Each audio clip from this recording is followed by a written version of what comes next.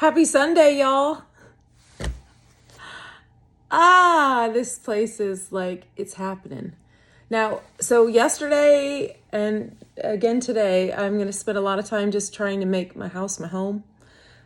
So going through, because my apartment is fully furnished. So I really didn't need to bring a whole lot of things. That my employer, they're just phenomenal. They've just kind of gifted us with so much ease of stress when it comes to transitioning. I'll show you my place here a little bit. So I'm just going to turn a little bit. So that's my main entrance right there. And then I have a little kitchen table, my living room. Right through that little cubby goes to my bedroom, and then down the hall is my pantry, my bath, and my laundry room. And then I'm just going to continue to go around here. So this is my kitchen. It's absolutely beautiful here. And I have this beautiful long bar that I can fill up with all kinds of stuff and things, but hopefully that won't occur. And then a little shout out to my girls. Look at those. Oh, I love those beauties.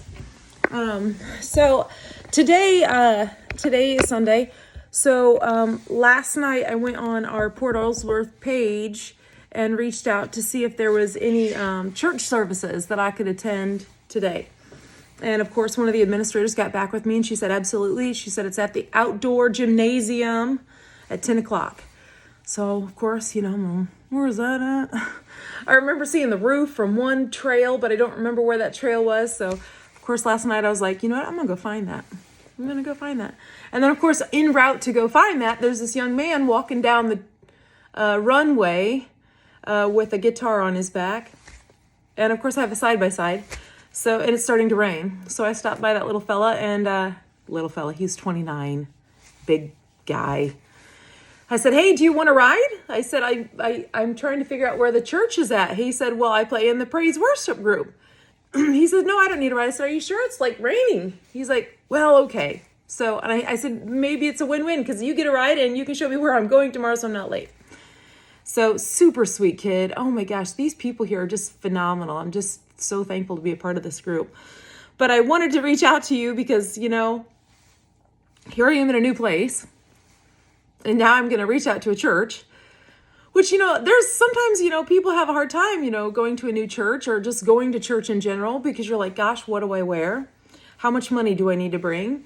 What are they going to think if I only come once and then I don't come back? Or maybe it's not my worship style, or do they sing the whole time? Or, there's just all those little questions that race through our minds.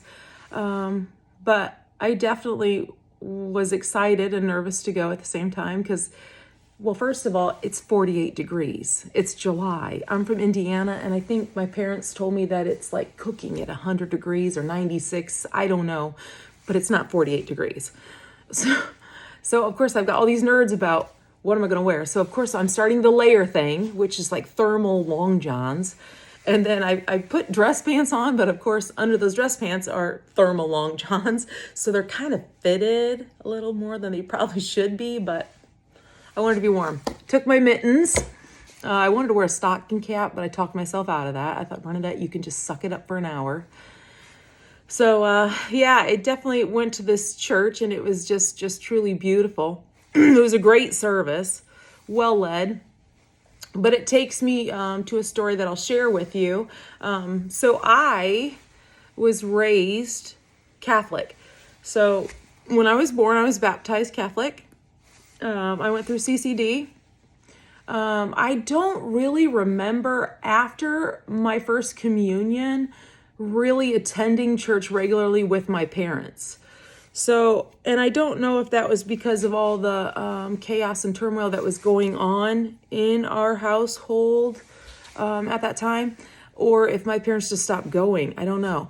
But I do know that I continued to go to church randomly with whoever would come pick me up on Sunday and bring me back home. So I went to a lot of different churches growing up.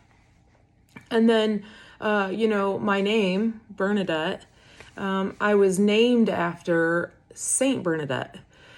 So I don't know how everybody really kind of feels about stuff like that, but, for me growing up, it was kind of, and maybe it was instilled in me, I don't know. But when you're gifted a name, like you're named after your best friend's sister or your mom or your grandma, you have this little bit of a stigma to live up to that. So of course, I was set up for failure. Here I got named after a saint. And I ain't nothing but a sinner. But I always had this huge connection, huge pull for church and going. And so that pull for church, as a young kid, you almost kind of wonder, do you really have an affinity for God? Or is it to get away? Or is it because you're hanging out with your friends in the pew? I'm not really sure. I know that I had a huge shift in my faith when I was 13. When I was 13 years old, that was when I got my first kiss from a boy. I know it's public, I know. But needless to say, it was at that time having that emotional response to kissing this young man. Vince was his name. I probably shouldn't say his last name. You might not want to remember me. Anyway, that triggered for me a landslide of flashbacks. I don't think that I had any flashbacks. I don't think I had any conception that the way I was raised for the first 8 years of my life, meaning the molestation, I don't think I had any concept of it, that it was wrong, that it was bad, that it was a stigma, that it was frowned upon. I don't even know that I knew that. That was just growing up. But when I got my first kiss, I'm telling you what, that shifted a lot of things for me. And, I'm thankful that I was strong or brave enough to tell my parents. Now, I grew up in a family where I had this hierarchy where my mother was like this alpha female, and she was very, very tough love. For anybody who knows that concept, I mean, she wasn't a nurturer, a coddler, or a cuddler, or a hugger. It was very tough love. And I grew up always knowing that she, meaning my mother, never wanted a girl. I was supposed to be, and I've heard this 1,000 times throughout my childhood, that I was supposed to be Lane Anthony. That was my male name. But of course, my father wanted to keep having kids until he had a girl. He was one of 4. He's first generation Italian, and he always wanted a sister. He didn't get a sister, so he's damn well going to get a daughter. So that's why I think there was 5 children. So when I was 13 and I experienced that first kiss, and I first got this landslide of emotion that I didn't understand, I wrote a 3-page letter to my parents detailing what I had been through. And I remember giving it to them and going right back to my room, because I think at that time I was grounded for 3 months, I think at that time. I remember this outburst of anger and yelling, and it was more so on my father's side. And then my mother yelled at me to come back out, and I came back out, and she called me a liar. And she said, "You need to tell your father right now that this is a bold-faced lie." And of course, I just froze, and I said it wasn't. And of course, my father's first response was, "I'm going to kill him." And I'm not sure, but, within the next day or so, they called my brother, who was at the time in San Francisco working. And this is some of those things that you never really understand in life. He told the truth. He said he did it. He did. And then my mother wanted me to start counseling, And I remember going to Catholic Social Services for that.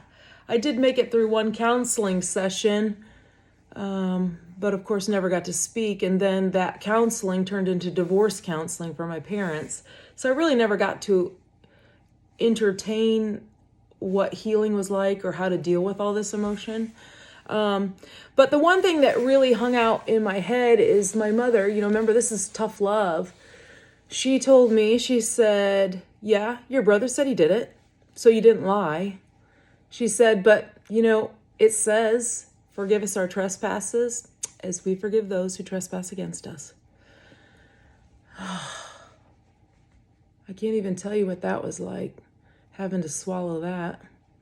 So every time my brother came home, now I'm 13 at this time, and every time my brother would come home for a holiday or something like that, she made sure to sit him right beside me, and she would remind me of that verse in the Lord's Prayer.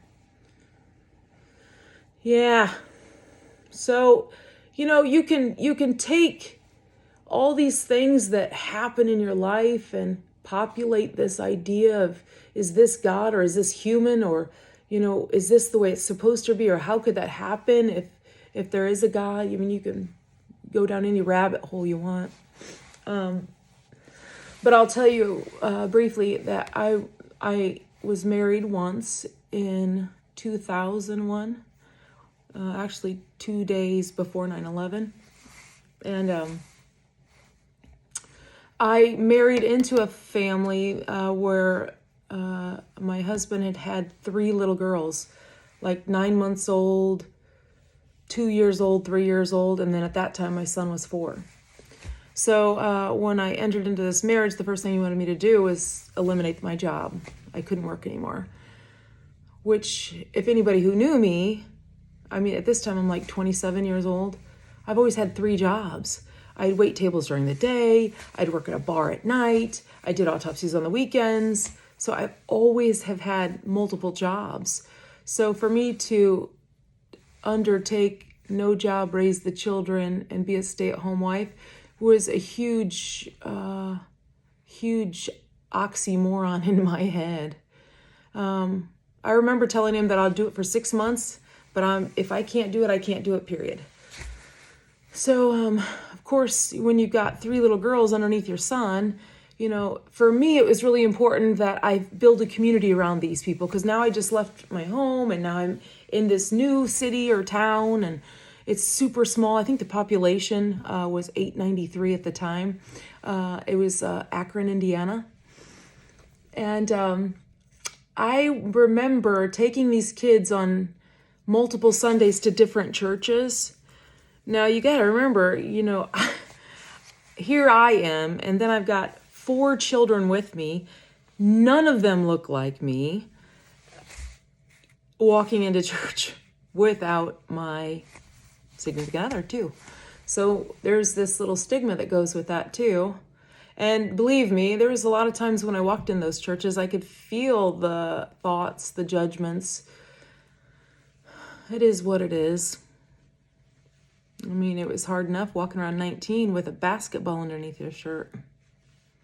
No ring. But I eventually started checking the churches off the list as I went through them. I walked into Akron United Methodist Church. And that was another major shift in my mindset, in my growth, in who I am and how I got here today. I can remember walking in that church with everybody holding hands, a little rope of people. And I just got greeted like, where have you been your whole life? There was no looking at me and then looking at them. It was just welcome. And one of the most beautiful people, when you grow up poor, you can't help but see people who have things, who look really nice, who are put together. And for lack of better words, just like, wow, they've got a lot of money. They must be rich or something, because they're just so, pretty. like pretty people. And I remember one of those pretty people coming up to me after the service was over. And she walked right up to me, and I'm just going to call her out. I don't care. She walked right up to me. She goes, "Hi, my name is Susie Baker. Are you hungry? We're having cookies downstairs." She didn't even blink an eye at me. Little did she know how hungry I was.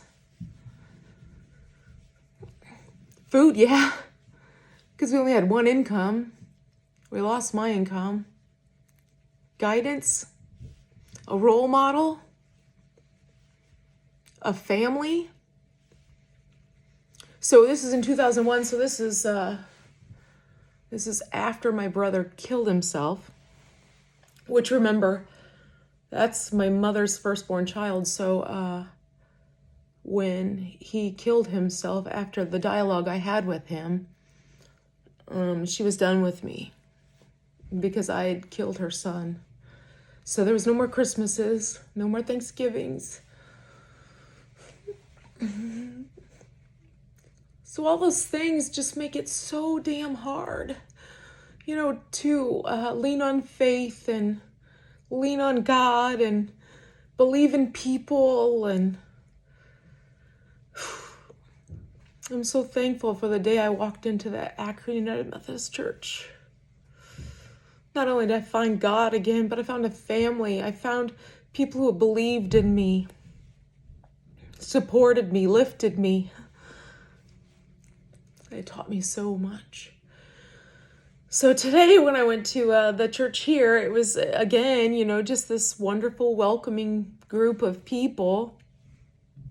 Lots of singing and praising, and, it was just one of those moments where you just feel like, you're in this sacred space. Whew. So I would encourage everyone out there, if you haven't found that sacred space, I don't think you should give up. I think you should keep trying. And maybe one of you guys will meet that Susie Baker that just changes your world. Just for seeing me for me, a girl, hungry. And when you get where you're going, you can be that Susie Baker. Reach out. Look for the lost. Yeah. So it's a beautiful Sunday here in Port Allsworth, guys. Whoo, that was a long one. Sorry. I'm not going to be emotional like this all the time. Just don't even count on it, okay? It's just not going to happen. Anyway, I'm beyond grateful for all the messages I'm getting. Thank you.